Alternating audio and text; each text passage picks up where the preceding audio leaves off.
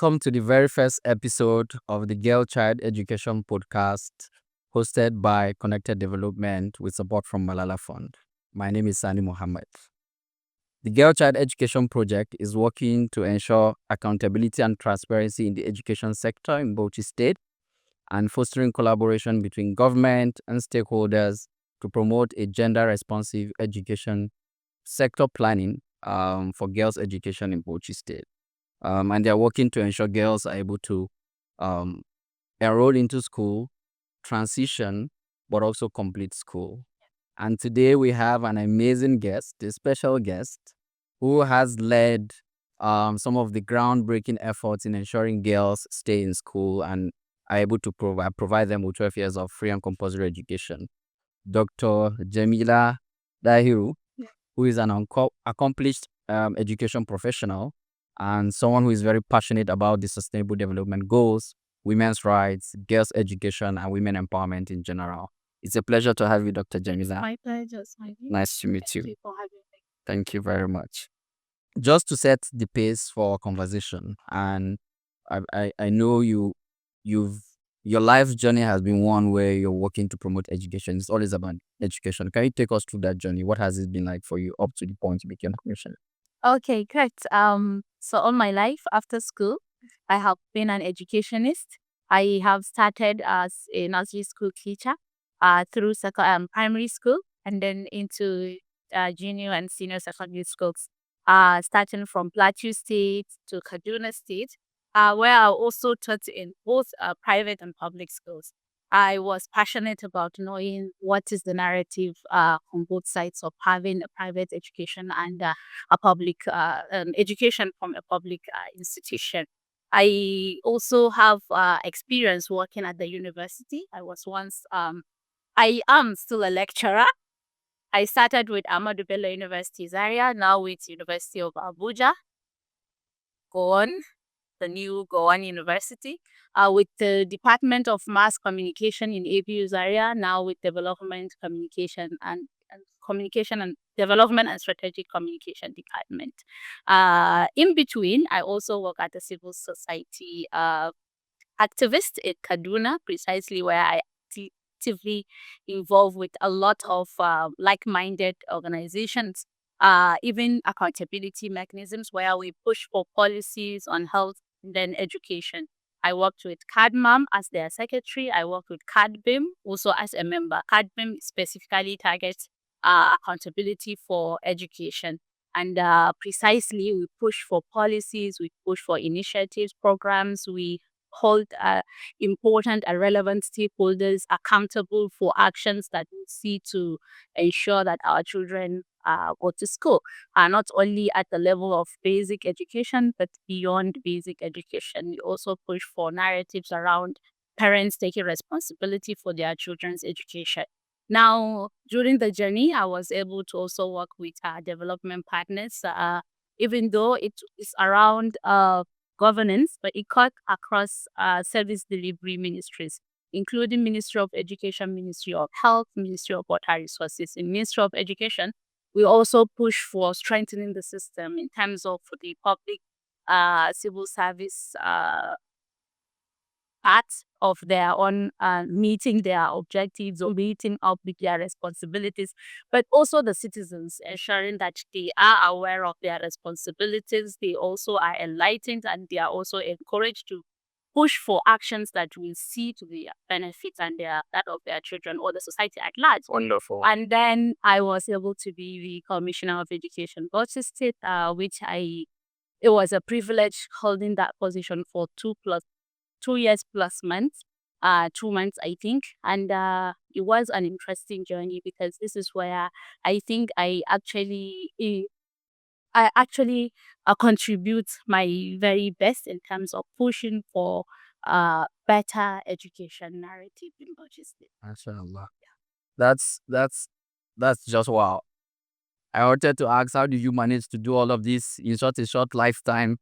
I see that you have like very varied experiences. You worked with even like private and public institutions. You've been in the public sector as a commissioner. You've worked with CSOs, and you've even like you're a lifetime educationist, right? You mentioned something where you were talking about your journey about engaging parents and ensuring that they're able to send their children to school.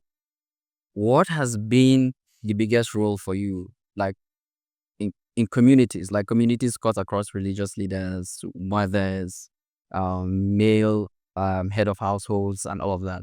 What has been the biggest challenges and barriers that you've seen, and what role do you think specifically communities have in ensuring that girls remain in school and they're also able to complete school? Yeah, thank you very much. I think I will share my experience working in Bauchi State.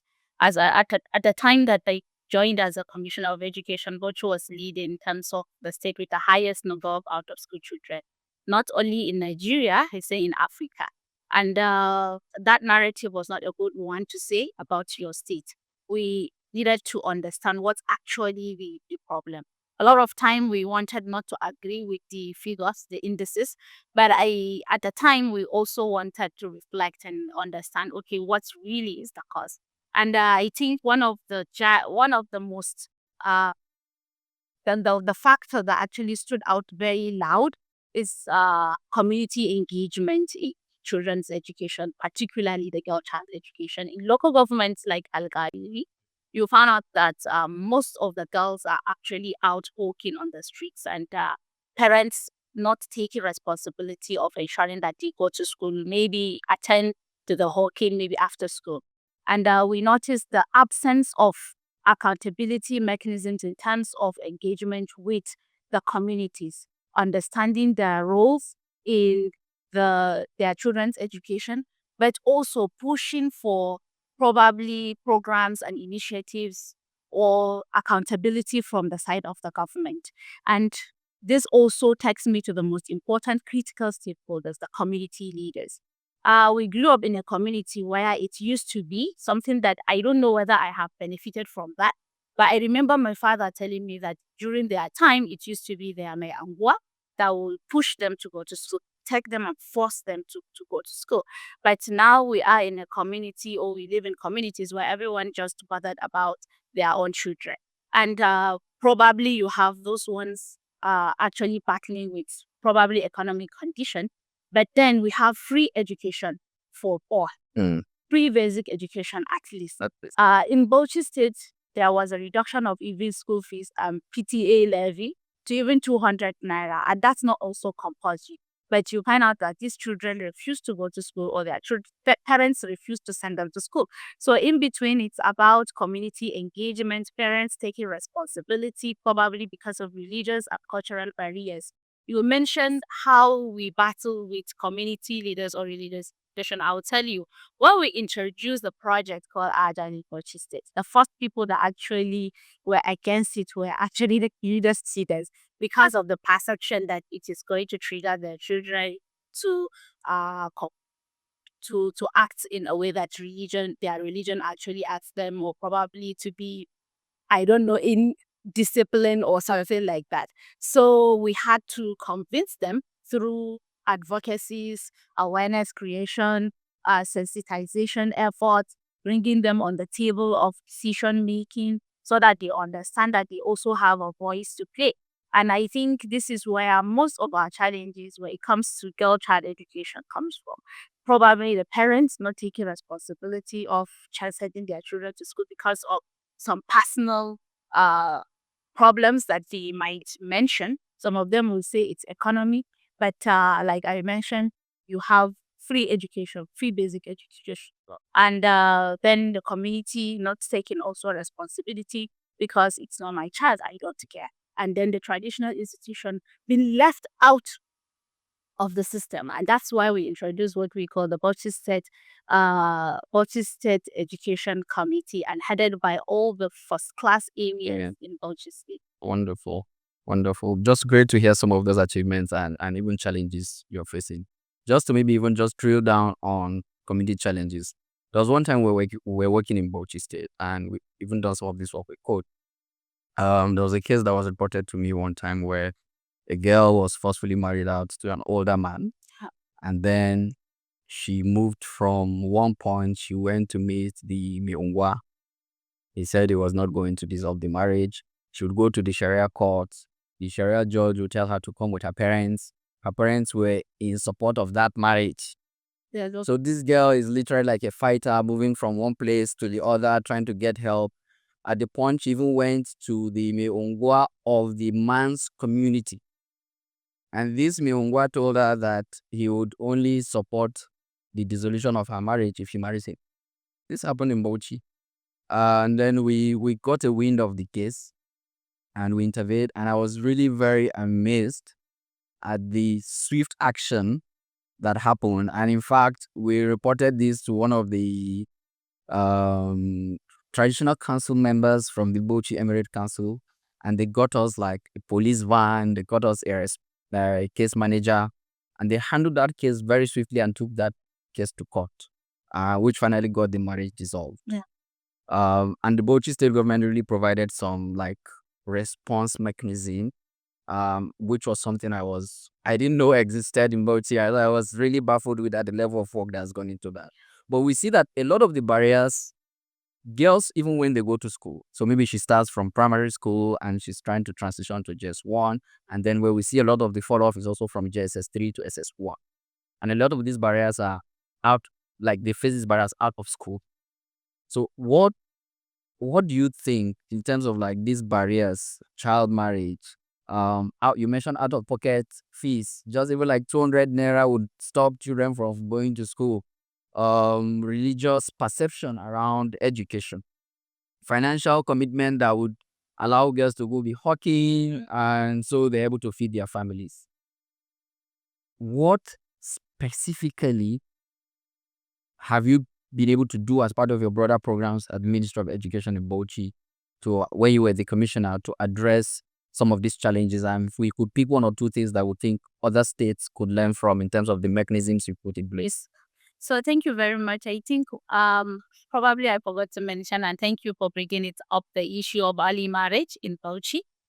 Not only in Bauchi, I think it is one issue we're facing in the entire northern Nigeria. But it's also very pronounced when it comes to the rural areas of our state. And Bauchi is not also an exception. And I'm happy that you also witnessed firsthand the mechanisms that we have already in Bauchi State. I will tell you that we have one ministry that is very vibrant in terms of protecting the rights of women and girls, the Ministry of Women and Child Development in Bauchi State. It is one ministry that I'm always giving them a kudos. One of my sisters that was the commissioner, honorable commissioner, now chairperson of ITAS Gado, Hajara Gidado. She pushed for the implementation of what we call the child protection law in Bauchi State. And with that child protection law, that's where we had a lot of the commitment from government and ensuring that full implementation of that law. And it is what actually gave to the response mechanisms that you witnessed. The office of the First Lady is also one area that we not talk about girl child education without mentioning. I think they have also even a house where it's more of a safe space for girls and women faced with maybe probably violence or some type of intimidation in terms of their life, be it education or just social life. And they also have lawyers and everyone else that takes this responsibility very seriously. But as I mentioned, we were able to engage with the community leaders. The Bauchi State Education Committee, which is chaired by the Bauchi State Emir, Emir of Bauchi, is one person that is so passionate about education. And he even told me, he said, Jamila, if anybody comes to you with any request that you know is going to hamper your own progress or your activities in ministry, please come to me. That's just fun. And when we introduced Ajad project, we went to him and he said, I want to understand about this project because I want to protect you. And when he understood, he said, anyone that is against this project is actually against me. So he's so passionate about girls' education or education in general, and he's so always available for us, and it speaks volume. Yes. Because it gives us this comfort, like we have not only the political will of the government, but also the political will of the communities coming from the highest. And apart from the law, which actually gave us a leverage of even bringing girl child education project, because without the child protection law, cannot be able to implement agile product is Bauchi in any state. So that law was actually what paved way for us to even be part of those states benefiting from that project. And then projects like the Girl Child Education Project by COD were able to come in because of the opportunities that they saw. Without that law, they cannot come and start engaging with everyone else, asking them questions. That is uh, uh, trying to hold them accountable for their actions. And so you don't have a law, you don't hold anyone accountable. You don't have program, you don't have initiatives, you can't hold anyone accountable. So that actually is like a saving grace for us.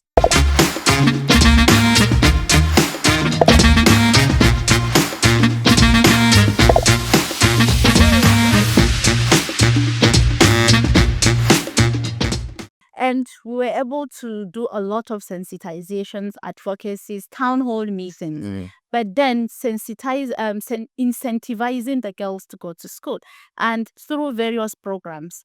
I'll give you an instance. In the previous years, we have vocational technical education centers in Bauchi, but majority of which have been attended by boys.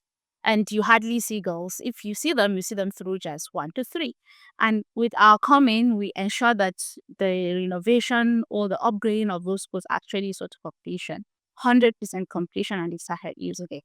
A lot of them were excited to be part of that project. We also introduced what we call school to work program or initiative, and this is what we borrowed from UBIC. It's an initiative where it actually exposes the girls into vocational skills, other entrepreneurial skills, so that you're not just learning ABCD in school, technical part of learning, but you are also being engaged in the entrepreneurial skills, majority of which the girls would prefer to have in school than just attending to do technical and theoretical kind of it. So it was like an incentive for them to attend to school.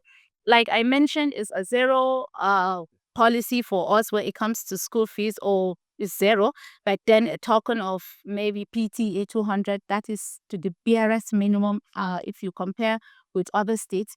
But then we also made it to be voluntary. If you want to pay, pay. And we are not pushing or exciting that you must come to school with uniform or this or that. So some of this actually improved our enrollment of girl child to schools. But having strong voice advocating for girls' education. The Bauchi State First Lady was made the ambassador of girl child education in Bauchi. And it's a woman that actually came from the local government that I mentioned, and the local government where majority of the girls go on the streets to hawk. Um, but then someone that started schooling after her marriage, so she actually like a mentor, an ambassador for the girl child, for them to look up to her and say, oh, I can be like her. If I want to be like her, I need to put in my best. I need to go to school.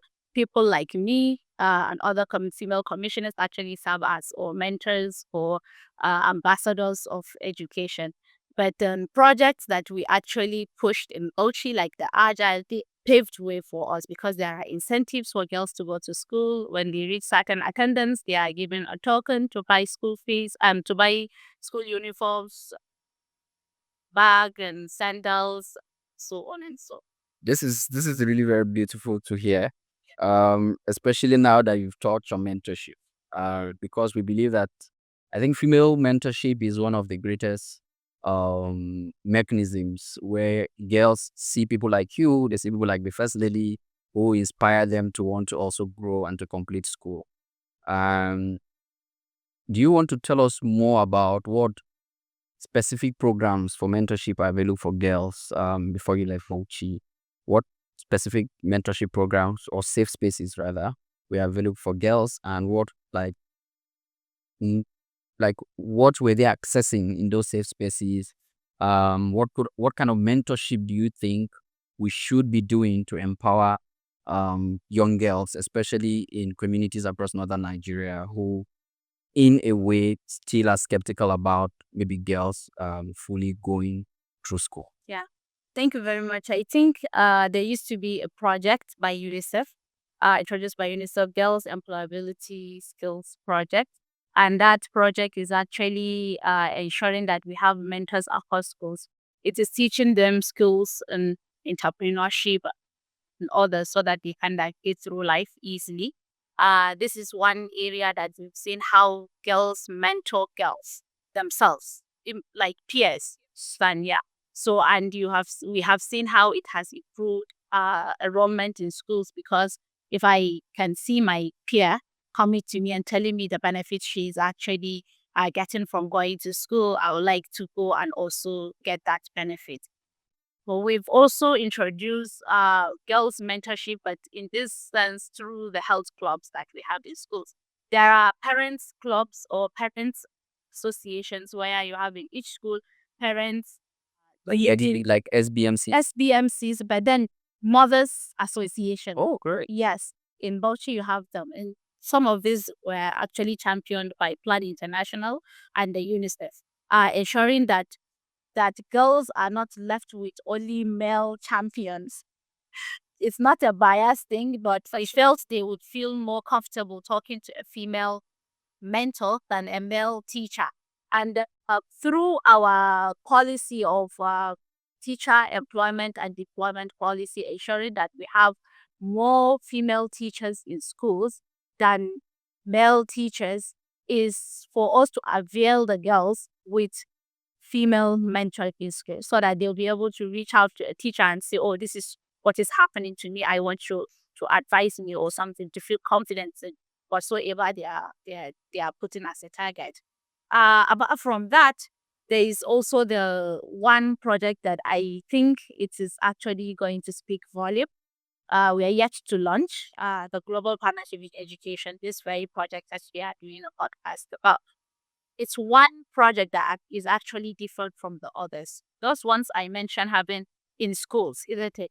But then no ambassador. There has never been anyone called an ambassador apart from the first lady, which is someone at the highest level of decision making. Probably not easy to be able to navigate through all the 20 local governments or all the 216 senior secondary schools in Bauchi, or more than 3,500 schools in Bauchi State. So you will need to break it to the grassroots level. And I think this is where this project is coming in to fill the gap.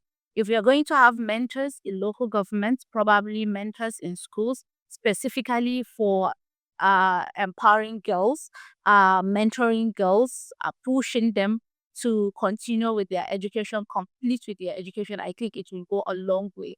Because honestly, it is one thing to just be told to do something, but it is another to reach out to someone, hear from their own experience, and wanting to do maybe like them or more than them. Yeah.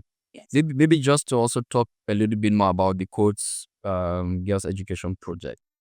And you've mentioned severally that they're helping to fill some of these certain gaps with the education sector planning.